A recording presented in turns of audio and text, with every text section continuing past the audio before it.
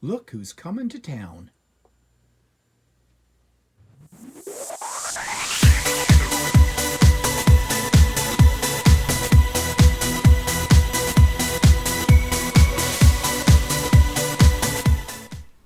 Good morning, everybody. It's Stephen here for Bland Designs, and this is my weekly vlog number 140 for Monday, November the 4th, 2019. And let's get right into things.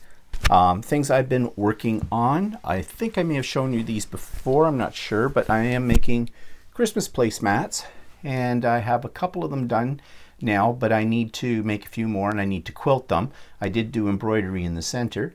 But these are going to be a gift for my next door neighbors at Christmas time.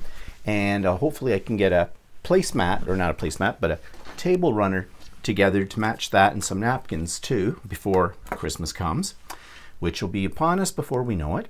And I'm also making some for my hairdresser as well. So busy there.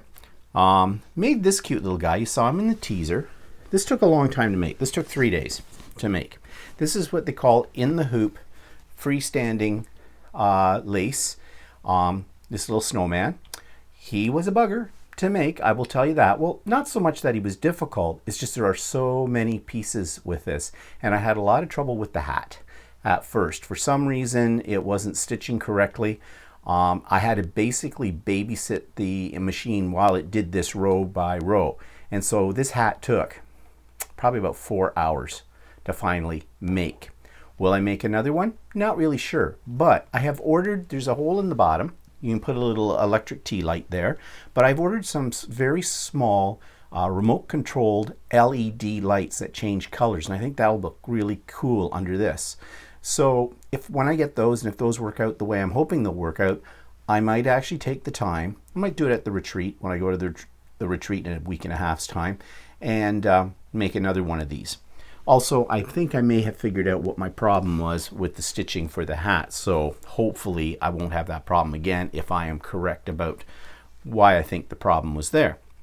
So yesterday was my monthly art journal class, and of course the ladies always bring ATCs and share them, and they give me one each as well. And of course this month's topic was remembrance, so because of Remembrance Day on November the 11th.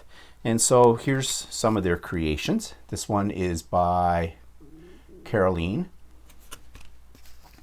And this was a Christmas one, actually. I'll show that one after I've shown the remembrance ones. This one, hard to tell on the camera, put it up close, but you see it's been embossed with the poppies. And that one was by Darla. And this one that has the watercolor effect look, I think very classy, is by Anne.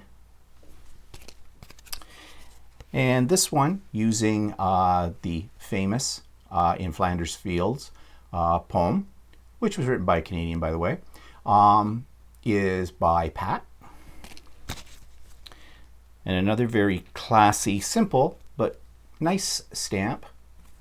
And that's by Joanne. And here we have something that's a little bit more on the modern side. Interesting stamp that was used here, which, as I said to Gina, who made this, that stamp you could use for a lot of things. And this one by Kristen. She made what looks almost like a real poppy using tissue paper. And then next month it's Merry and Bright is the theme, because it'll be December. So one of the ladies can't come to that class, so she made her card in advance and gave them out, and this is by Caroline again, and Merry and Bright. So these will go on my wall of honor. It's getting really full. I've filled up one wall with these ATCs, and they look beautiful in my craft room, and now I'm filling up another large bulletin board with more. So that's very nice. And what the theme of the class was this particular month was we decided to do altered tins. And it started out by Joanne giving Gina a card that was actually a tin, and she brought it to the class and everybody took a look at it and thought that would be a really neat project. So we went on the hunt for Altoid tins, which at least up in our area are not that easy to get. Only found one store that actually carries them. And the dollar stores didn't seem to have any tins that size. I did order a box of tins that were close to that size, and brought those to the class, and some of the ladies grabbed some of those as well. But anyways, we did create these things. Now, to be honest, when I got to the class, I didn't know what the heck I was going to do with the tin. So I just brought a whole bunch of embellishment stuff and my glue and started sticking things down, and this is what I came up with. So there's this one. And I am going for sort of the vintage style here, and I've been using a lot of the Tim Holtz paper dolls and found relatives cards because I do love those. Don't know the people in them, but I love them. And inside, there's a little booklet. Now, in this case, this is an art piece. This isn't meant for anybody to put anything else in because I have filled up all the space. But what I did was, it's stuck down now, is put this in, and I put words on it so it spells out a sentence, and there's a backside as well. And I think it's just kind of cute. Little thing on the side here. Something a little different. And now this one, I didn't realize it, but I put it backwards. What I mean by that is the hinges should have been on this side if you're a right-handed person. So I made a left-handed altered tin box. And this one's a little on the sticky side to get open. And in it, I just made it into like a little shadow box with some elements. And the last one, I created it on this way. And inside it, you have another little shadow box idea. So they're kind of fun to do, and if you do a search on YouTube, you will find a lot of people just look for altered tins. You'll find all kinds of videos where people do altered tins on different types of tins. And at this point in the year as well, in your dollar store, they're getting in all their Christmas stuff, and they get a lot of Christmas tins. So I'm sure you could, find a few tins in various sizes and do some very interesting work with them. So, it's just thinking outside of the box, if you'll pardon the pun. Taking objects that's not their purpose and changing the purpose to create a piece of art. And the ladies had a really good time with that. So that takes us to the YouTube channel of the week. Now, this isn't a YouTube channel. This is actually a website. And well, I'll say more about it after you see the video clip. YouTube channel is something just a little different. One, it's not a YouTube channel, and two, it is a website, and three, it is a GoFundMe page. Now, in the past, I have been very skeptical about GoFundMe projects, but this one I felt compelled to donate to, and this is why. Curiosity Inc. is a YouTube channel that I have reviewed in the past and have been watching for over the last year. This is done by a man named Alex out in Alberta, Canada, Edmonton, Canada, actually, Edmonton, Alberta, who owns an antique store. And he's been sharing his adventures with developing his store and other properties that he has bought. And he's a very generous individual. He likes to give back to his community and to those in need. One of those people in need is Hans. Hans is a general handyman that he has hired throughout the past year or so, helping him out with various projects that Alex has been committed to. Unfortunately for Hans, some time ago his house burnt down to the ground and he didn't have any insurance, according to Alex. And as such, he's been living in a small little unheated trailer. Well, if you know Canadian weather out west, it gets very cold this time of the year, and it just gets even colder. So what Alex has done is he started a GoFundMe page to help Hans out. And he originally was trying to raise about $5,000. Well, to date, since he's put that GoFundMe site up, which has only been a couple of days at the time of this recording, he's raised almost $35,000. Originally, the plan was to make enough money to provide heat for the little trailer that Hans is living in throughout the winter, and so I think he put a price of about $5,000 on that. Now there is enough money in the GoFundMe to look at seriously buying a nice trailer that Hans can put on his property where his burned house was, and he'll have something that's a little bit more comfortable to get him through the winter and beyond. Hans is a very giving person, according to Alex, and would never ask for any help, and helps a lot of people for free in their times of need. Very humble man.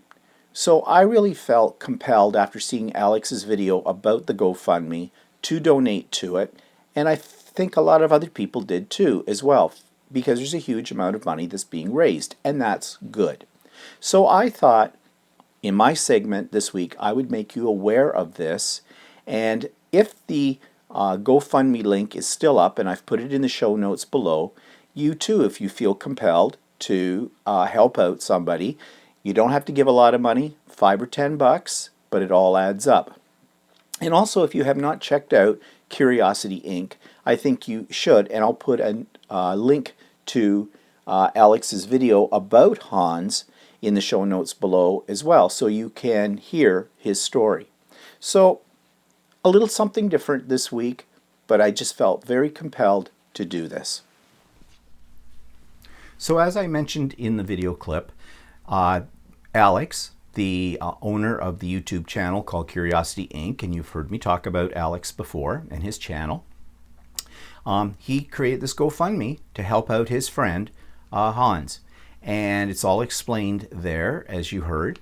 And to date, I just checked it this morning, and I think it's going down this morning. They were trying for $5,000. They've got almost $65,000. So Hans has now bought a small house. It's not very big. It needs some fixing up, but it's great. It'll get him through the winter, and he is a handyman to start with, so he knows how to do all the necessary repairs that need to be done to this house. So I just think that was a very generous and thoughtful thing for Alex to do for this man, and I did donate to it as well, like a lot of people, and it just, it just reaffirms for me that there is really a lot of goodness in people out there. It's really easy to be tainted, I think, about people's motives when they do fundraisers and things like that, because let's face it, we're inundated with people looking for our money all the time for this charity, that charity, whatever.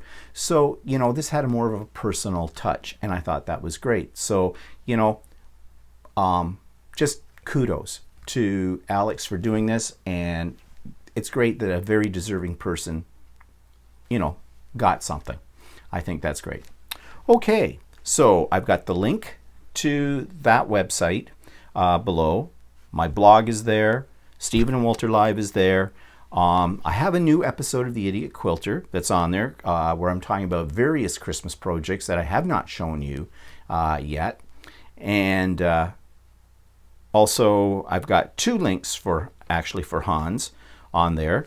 There's the one that I just talked about and showed you, and then there is a link to Alex's Curiosity Inc. site where he talks a little bit more in detail about Hans. He's got several videos actually up there about Hans and what inspired him to start the GoFundMe page for him. Okay, and of course the book of the week is there as well. So that takes me to what's pissing me off this week. Halloween. Yeah, Halloween. As a kid, I loved Halloween. What kid doesn't? You're getting free candy. Yeah, okay, so sugar overload. But what pisses me off about Halloween now is, well, let me back up. The weather here on Halloween night was absolutely miserable. It was cold, it was very, very windy, and it was teeming down rain. Just pouring. And yet, the kids came. Now, we don't get a lot of kids. When we first moved into this subdivision 25 years ago, we got a lot of kids. But in the last few years, it's dwindled. Well, the subdivision's getting older. The kids have grown up, moved on. Some new families are moving in, but not really a lot. So we had a total of 23 kids. Means more leftover candy for me. Yay, like I need it. But it was sad. These poor little kids coming to the door, and they're just drenched. And some of them did have like rain ponchos and that over their costumes, which kind of kills the whole purpose. Now, there was talk about moving Halloween from that night to the next night, hope to avoid this weather. But that was very controversial. And it never happened in our area, but apparently in Montreal, they did. The City Council of Montreal moved it to the Friday night from the Thursday night. And that was very controversial. It's Halloween, people. And as many people said, when we were kids, it didn't matter what the weather was like. I mean, I remember sometimes going out on Halloween, we had snow, okay? And yes, you had to wear your heavy ski jacket and everything underneath your costume, but you were still excited about going out. But the problem I have with Halloween in general is it's a money grab for businesses. I heard one statistic that said that next to Christmas, the highest sales of the year for seasonal items and stuff like that is Halloween. And no wonder. Look at how much the candy costs. I saw one lady saying, oh, these are supposed to be fun size. Yeah, they're microscopic. Every year, the little chocolate bars get smaller and smaller and smaller and smaller and more expensive, too. And then there's all the costumes and decorations. And some people just go bananas over Halloween. They decorate their yard, their doors of their house. They have lights for it. There's pop-up stores now, at least in our area, that are just open for Halloween, selling everything you can think of related to Halloween. Just like so many of our holidays, and Halloween is not really a holiday, it's an event, okay? It's a moneymaker. The other thing that bothers me about Halloween is the people who bring babies, okay? Babies. Like little kids that are still being breastfed, basically. And the parents think it's so cute to dress them up in a little like onesie that has little ears on the top or little hat and everything, and dragging these kids out into weather like that. And there were some with toddlers and babies in their arms in a stroller in the rain, in the cold. People, not good parenting. Those kids could get pneumonia or worse. If there is something worse than pneumonia for a little kid, I don't know. And these kids are not eating the candy. They don't even know what this is. They have no clue. If they're under 3 years old, they're not going to have any recollection of their first Halloween, okay, under the age of 3. I mean, psychologists, brain people have said that we really don't start to retain our memories until in around the age of 2.5 or 3. So who's that for? What's the whole trick-or-treating thing for those parents? It's for them to show off their baby. Yes, that's nice. You've had a child. Good for you. So does 3/4 of the world have children, and have for a long time. So get over yourselves. Get over your kid. I don't think they're cute. I think we should be calling the Children's Aid Society on you because you're abusing your baby, dragging it out in the cold and the wet and the whole bit. So anyways, that's what pisses me off. I don't get into Halloween. Probably I'm one of the few out there. But, I'd rather save my energy up for Christmas. And, well, for me, Christmas is bah humbug as well. So I'm such a negative person, aren't I? It seems. Yeah. I'm only happy when I'm miserable. Not true. But anyways, you probably get my point. Okay, so moving on. Let's talk hemostats. What's a hemostat? Hemostat is a pair of surgical clamps, basically. They're this kind of thing. They look like scissors, but they don't cut. But when you close them, whatever's in there, you hang on to real tight, and you just can pull around and manipulate it. Now, I have several pairs of these. I have short ones, I have long ones, and I have these little things, which are called alligator hemostats. And you see they got a little mouth on the top, like an alligator. Now, you're going to wonder, well, why do I have such a thing? Because these are brilliant for holding things in your craft room, but I'm using them more specifically for sewing, for quilting. Sometimes you have to make things into a tube, okay?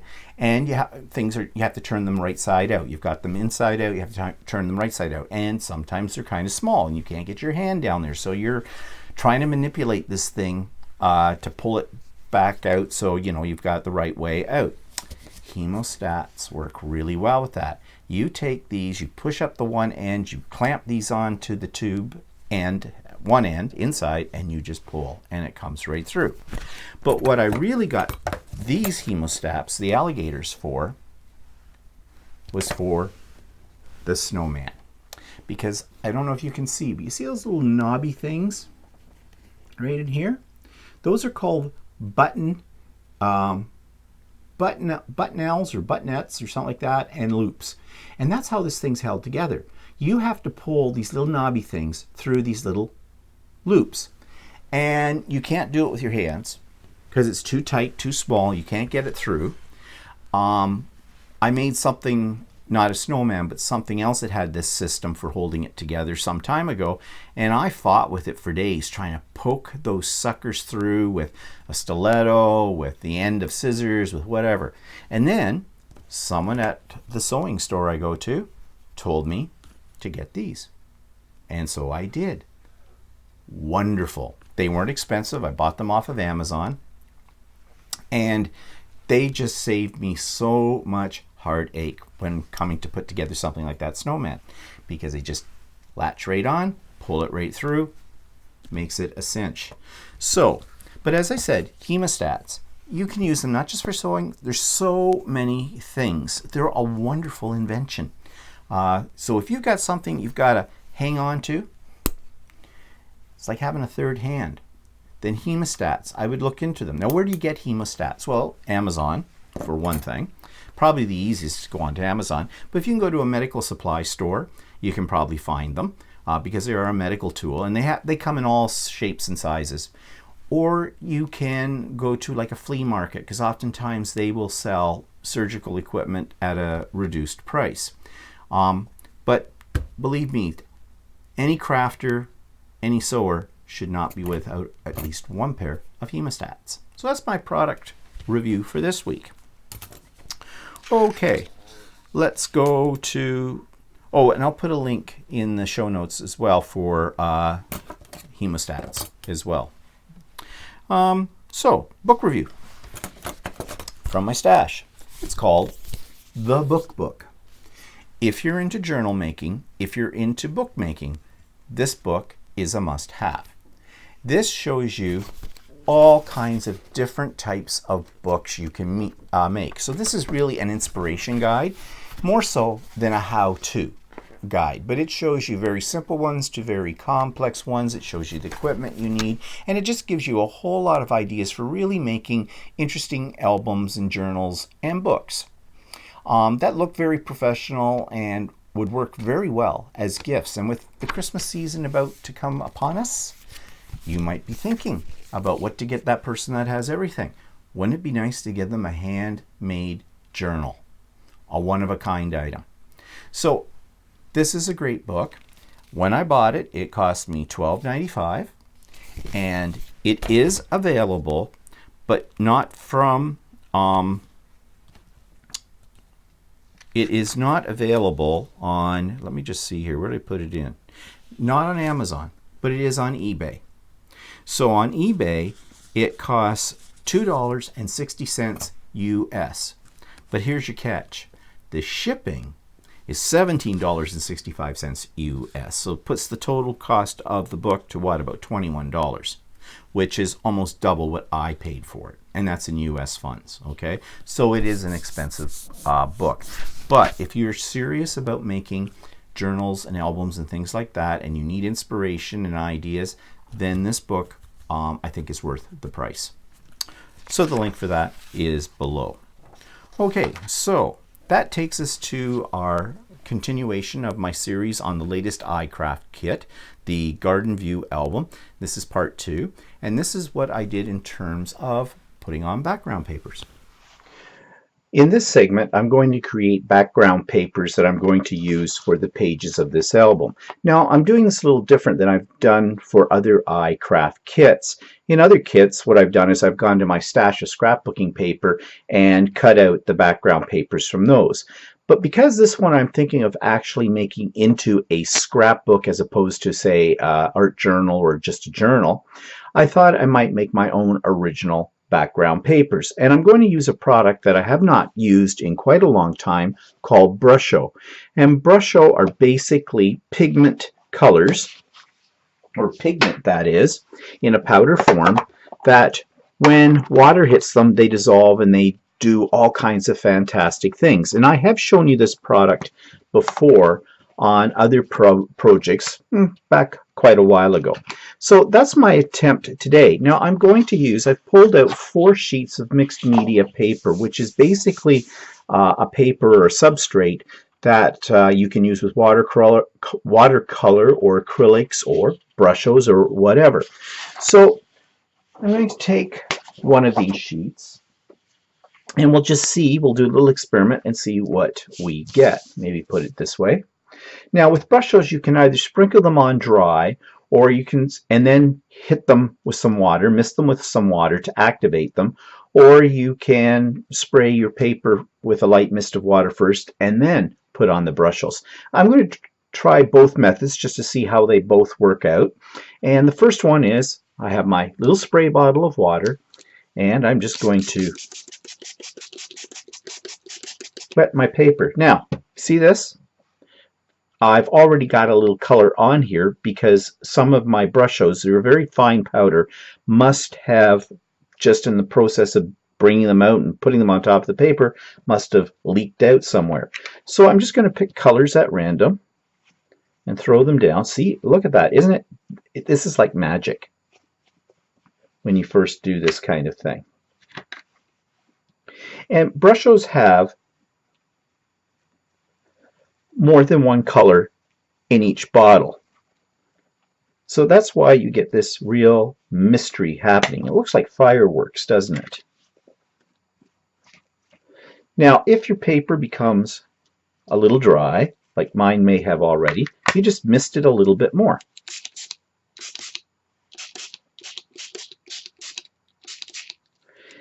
And you just keep doing this until you get, something that's pleases you. Now I have a little hole punched in the top of each of these bottles so I can shake them out. I just used a little push pin. This looks like it might be a blue.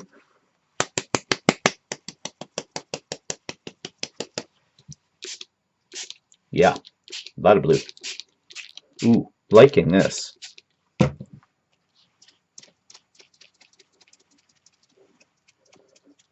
It's kind of fun because you don't know what you're going to get.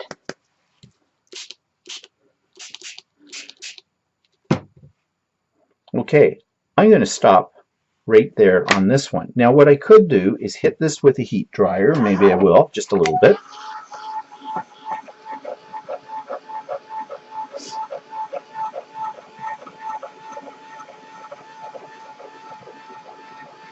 I'm not going to thoroughly dry it with the heat dryer, although I could, but I'm not going to take the time to do that right now. I'm just getting some of the surface moisture off of this. Now you do want to protect your surface when you're using these because you'll have overspray. Well, that's really pretty. And what you can do too is make the colors flow. For example, over here, you see I've got kind of a puddle happening here. So if I pick this up, I can just let the colors run a little bit. Now too, you want to be careful in terms of making mud. Okay, let's just dry this off a little bit more. It's a really quick way to make background papers. I'll just give this a few more seconds here, and then I'm just going to set it aside and let it air dry, and I'm going to bring out the next one.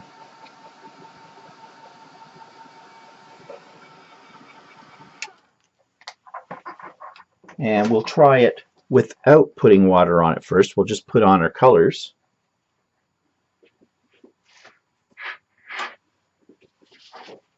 And then spritz it and see what we get. So I'm really not sure what some of these colors are. I do have them sort of swatched on the top, but this is just the fun of doing this. And you can see you don't need a lot. Brushes are a little bit expensive, but you'll probably get a lifetime of it. And I don't recommend breathing them in.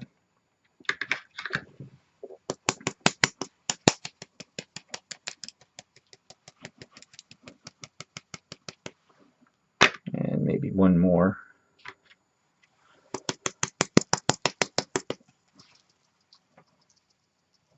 Okay, ready for the fun?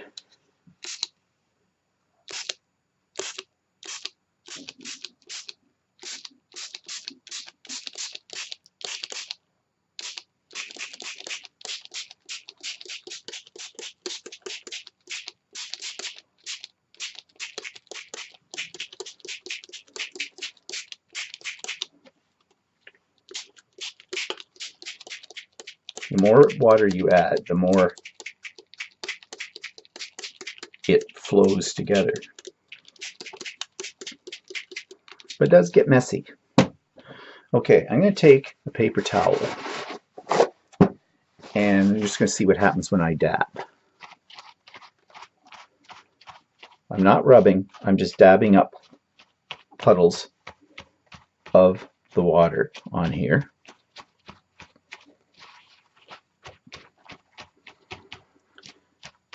Now, you get a lot of color on your paper towel or your rag, which you could use in something as well. So now I've got a little bit more of a mottled effect. So we'll just give this a couple of seconds with the blow dryer. And we'll set this aside. And I'm going to try a different effect. I'm going to try sort of a run effect and see what we get from that.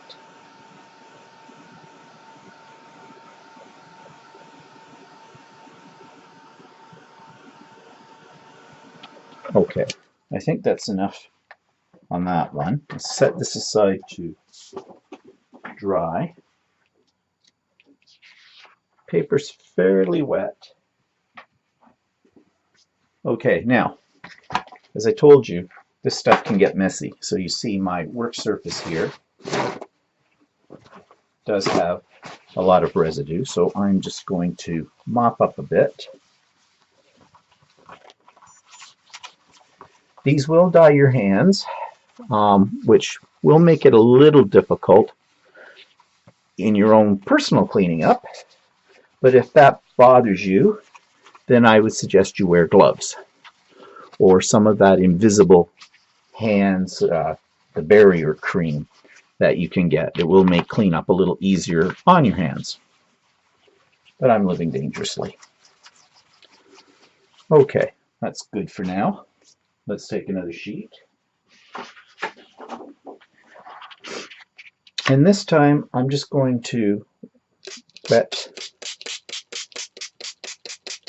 along the top. And I'm putting quite a bit of water on there. Where did I put my brush? Oh yeah, over here. Because my idea here is I want to get this to pool. Ooh, and pool it does.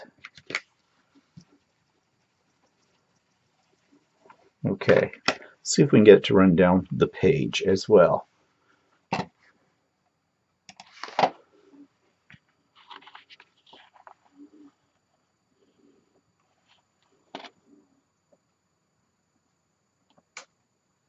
Probably need a little bit more water.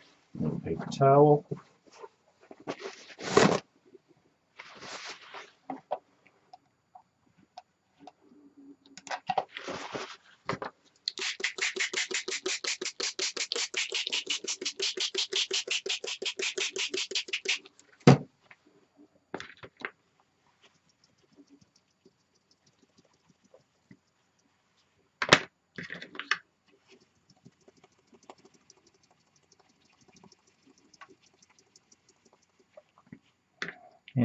add something else.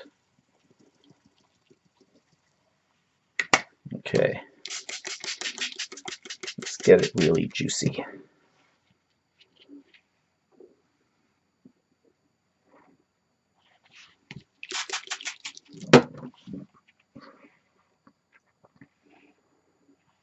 We can get some neat effects with this.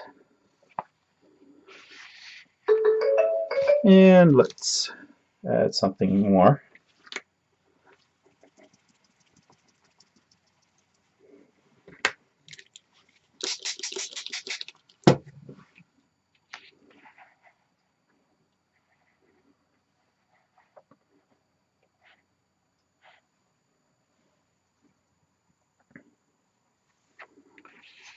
That's looking really cool.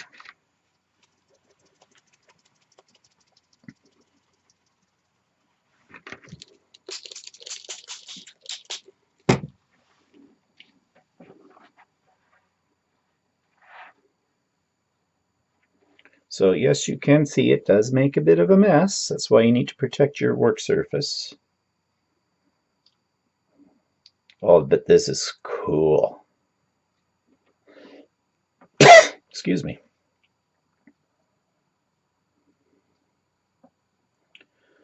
Okay, I'm just going to try and... Oh, I just thought of something to try on the next one. Okay, let's set this down. Let's dab up a little bit along the edges here. Really loving that. You will go through a lot of paper towels and rags, I can tell you that. Okay, let's just set this. And I want to try a little experiment. Sort of a Tim Holtz sort of method. You know how Tim will put his distress inks down on a non-stick craft mat and add his colors and then dip his tags or whatever into it. I think I'm going to try the same thing with the brushes, because what I have here is a non-stick craft mat as well.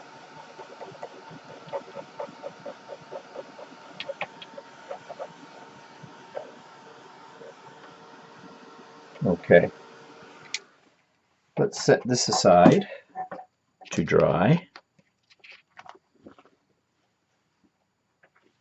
And now this time, this area, I'm not even going to mop this up. I'm just going to spray a little bit more water on my work surface and add some of my colors. So I'm sort of doing like mono printing with a jelly plate, which by the way, you can use brushes on a jelly plate, which is kind of neat.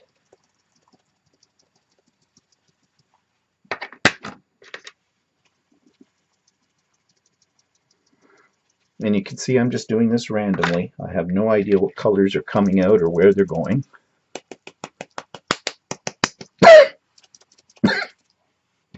Okay, don't breathe them in.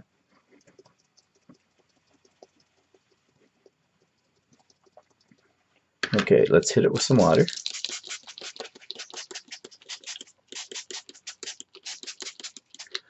And let's take our paper.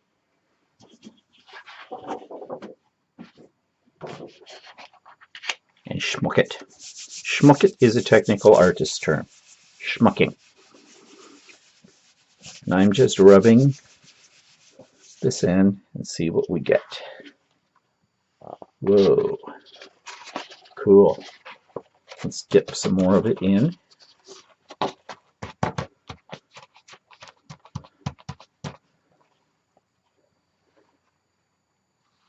Okay, this is cool. Messy, but cool.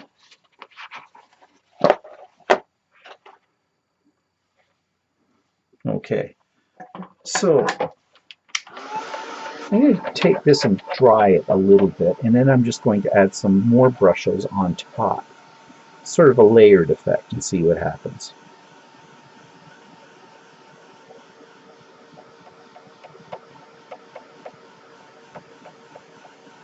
Now, this technique you could probably do with watercolors as well, because essentially that's what these are.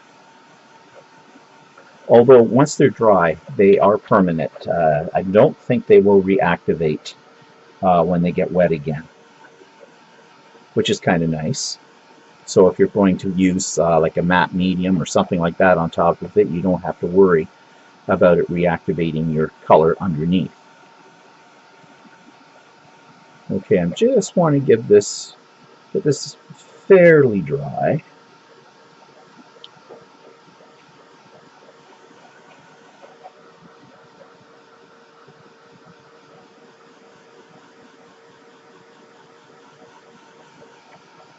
There's a few little pooled parts over here that I can see. When it goes dull, you know it's pretty much dry.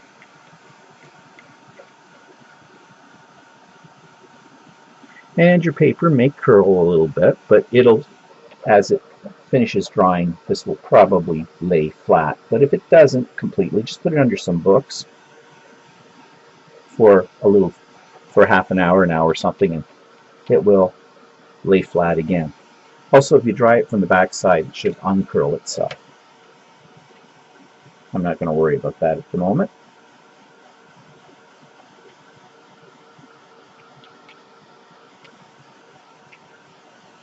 Okay. I've still got a couple of areas that are a little bit pooled, so I'll just blot with a paper towel. So this time I'm going to take a little bit more of the brushes.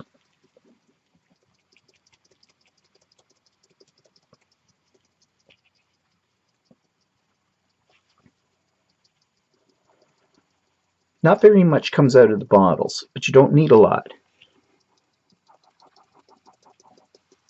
Okay, let's see what we're going to get.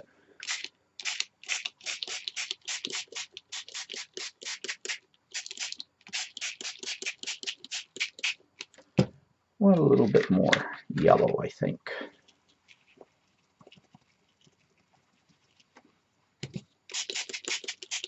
That's not yellow. That's more of a blue. But that's okay. Now again, my paper's getting pretty wet, and I don't think I'm going to add any more color. Do a little bit of a blot here because I'm starting to get, it's getting really dark, and I don't want mud.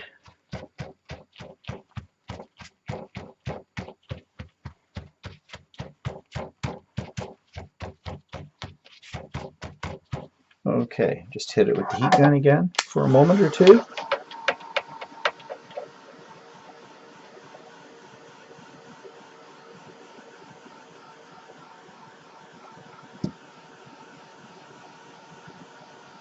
Now, what I'm thinking is the next stage of this is I want to cut these sheets out in the shape of my pages in the album and adhere them down. Now, that means these need to be thoroughly dry before I do that, or the paper's just going to rip when I try to cut it. And I might try to put this through my Cricut Maker to cut the sheets. My idea there is I'll scan one of the original background pages and then put it into the Cricut Maker and see how these were cut. The other way I can do it is just simply trace around each page and cut them out by hand, but I hate cutting out by hand. So we'll see what happens. So I will return in a moment and show you how that all works out once I've got this all cleaned up. So now I've installed my background papers, and I wanted to explain what I did with this because I made a couple of changes as well. First of all, you can see I have the whole album together at this point, and I decided for the frame that I just painted it black with black acrylic paint, and then I went over it with Wink of Stella, the clear, just to give it a little bit of sparkle. And I am thinking, but I don't think I'll do it right now, but I am thinking about putting a piece of vellum on the inside of this to give it a frosted glass look. But I'm not sure yet because I'm really not sure what else I'm going to do with this cover. So inside you're going to see that I've interchanged some of my own papers that we made a few minutes ago with some pattern paper, and this was from a pad that was a travel pad because I am thinking of making this into an actual travel album with some pictures that I took on my last trip to Australia. So I've kind of alternated these back and forth between what I created and the pattern paper themselves. Now, one reason I did this was to give it variety, but also because I was a little lazy and I didn't make enough of those sheets of paper with the brushos to cover all of the pages in this album. This album has quite a few pages, actually. I think there's about eight, so they're double-sided, so there's 16 pages altogether in here. So you can see what I've done. Now, I've also went around the edges of all the pages with some oxide vintage, what's it called? Vintage paint or whatever it is by Tim Holtz, just to add a bit of a shadow. Also, it hides where I didn't quite get the cover pages or the pattern paper to line up with the pages themselves on the edges. Now, just as a side note, I did use my Cricut Maker to cut these out, but I spent a great deal of time trying to get it the right size. You would think this is a simple shape and that would be easy to do, but it's not, at least not for me. However, once I did get it done, it was a breeze for cutting all of these pages out. I did have to do a little trimming on the edges when I laid the sheets down because I didn't get them cut exactly, but that's okay. And I also had to repunch the holes with this as well. So you can see there's the album. That's the back cover, and it's a little stiffer piece of, well, it's a piece of chipboard. Gives it a little bit more substance. So this is now ready for me to add any embellishments and my pictures and things like that, which, as I said, I'm thinking of making it as an actual scrapbook album, a mini scrapbook album, but we'll see how that goes. And that'll be in the next segment. So next time, I'll be showing you how I'm going to use this album, and I'm actually thinking of putting in actual pictures from one of my Australian trips and using it as a scrapbook album. We'll see. My idea may change, but that's what's going to be in the next segment. Okay, so events in the past week. Update on my mother, she's fine. Moving on. Halloween, well, you've already heard me talk about Halloween. Yeah, nothing more to say about that. I had 2 sewing classes in this past week. I talked about the mystery quilt, or as I'm about to call it, the misery quilt, because it's got a lot of little pieces. And I worked since that class trying to get myself do my homework. Luckily, I don't have a class this week because we have a week off from that because there's a special event going on at the sewing store, which kind of preempts us. But good thing, because I'm also working on that Borgella quilt, which is coming along very nicely. But it's very time consuming as well, too. But I'm enjoying both the classes, and you will see the finished products eventually. So, little story about the chipmunks. Okay, so I think I may have mentioned last week that we had a little chipmunk problem. They were trying to build their little winter home in our garage, and they're so cute, but they're so destructive. So we decided, like, I did not want to kill them. They're too cute to kill. Mice, I think they're cute too, field mice, but they're very destructive too, and you don't want them in your home. So I don't have any problem killing them. You know, humanely. Well, what I mean by humanely is we put out poison. So I guess that's better than what I've seen some people do. Apparently there's a lot of videos on YouTube, Walter says, about killing mice. And people drop them in buckets of water, drown them. I don't know what's more cruel, poison them or drowning them. Depends on how you feel about mice, I guess. But anyways, chipmunks, just too cute to kill.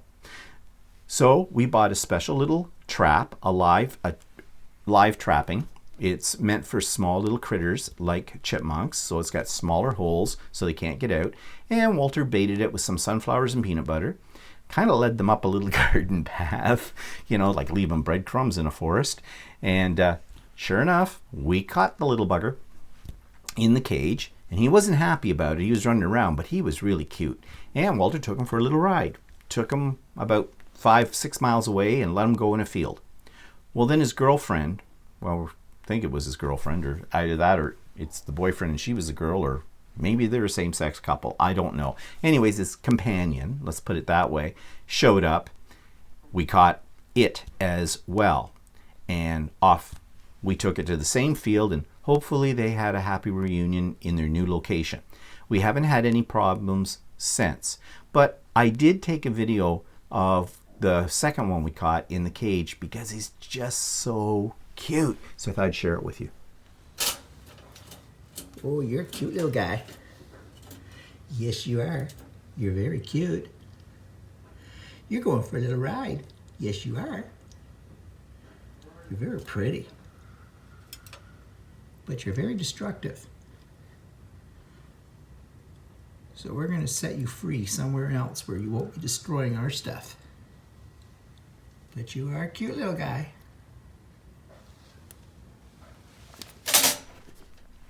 You know, if the little creatures could be tamed and they weren't so destructive, I think they'd make a cool pet. Couldn't you imagine that, feeding the little thing like nuts and, you know, curled up on your pillow sleeping? Wonder if you could house train them. Well, we'll never find out, will we? So, that was good. And speaking of house training, Walter made lasagna this week. And lasagna is one of my favorite foods. It's a food group all unto itself. And Walter does make a really good lasagna. I used to make lasagna, but Walter decided he could do it better. And he does. So that's okay. And lasagna can be a lot of work to make it. So, you know, if he wants to make it for us, then good thing. So I thought I would show just a tiny little clip of Walter in the kitchen making lasagna. What are you making? Lasagna. Lasagna. Is this your meat sauce? Mm-hmm. It is. Very meaty. And this is the start. Oh, you got one all right together, do you? Yeah. Oh, not cooked yet. Well, I won't cook it until... Yeah, I know. But I'm saying it's not cooked yet. That's raw lasagna. Ooh, lasagna, one of my favorite food groups. It's low-fat lasagna. What makes it low fat? I don't know. I don't think so. You're not on a diet when you eat lasagna. And it was delicious. In fact, he made a couple of pans of it, because I mean, if you're going to make lasagna, you might as well make a ton of it, because it freezes well. And so we've got one pan in the freezer, and I think we still have half of that lasagna left, and that'll probably be tonight's dinner. And I always find anything like that is always better the day after for some reason. Don't know why that is, but yeah, that's Din Dins tonight, and looking forward to it. So what's coming up this week? Well, we are being employed by the art gallery. We're not volunteers this time. We are being employed to do, well, bar work and things like that at what they call RMG Exposed. And this is their annual huge fundraiser for the art gallery. Now, we did volunteer and work at it last year, where we handed out or registered people for the auction, because they auction off all these pictures that have been taken by people who are into photography. And in fact, we bought 2 of them last year, and I showed them way back then as well. So it's a huge fundraiser. But as I said, this year we're not volunteers. We are paid staff. And I'm not absolutely sure what we'll be doing that night, but I do think part of it's going to be bar duties. Probably walking around with trays of drinks or standing behind the bar, and probably picking up dishes, because there's appetizers and things like that. People pay, I think, about $60 a person if they're not a member, and $50 a person if they are a member of the art gallery. That's last year's prices. I'm not sure what they are this year. Probably in about the same. And that includes basically an open bar, which, when I say an open bar, I mean probably wine and beer, like no spirits or that kind of thing. And they have all kinds of fancy hors d'oeuvres. It's all catered event. So we'll be doing all kinds of things, but they pay us for doing that. Not a lot. We get minimum wage. So, I mean, it'll be probably 4 or 5 hours of work at like $14 an hour. Yeah, better than a kick in the head. So that's coming up. And that's about it for this week. But one thing before I leave I want to talk about. It's a final note here. And if you were on Stephen and Walter Live yesterday, you heard me talk about this. I'm thinking I need to make some changes on my YouTube channel. Now, right now, my YouTube channel consists of all kinds of things. There's the vlog. Then there's my playlist for my idiot quilter. And then, of course, there's various trips we've been on, and those are in the back catalog kind of a thing as well. I'm not getting humongous views. I never have, okay? I don't know what that says about me and my channel. I know I'm a bit of a specialized niche and that kind of thing.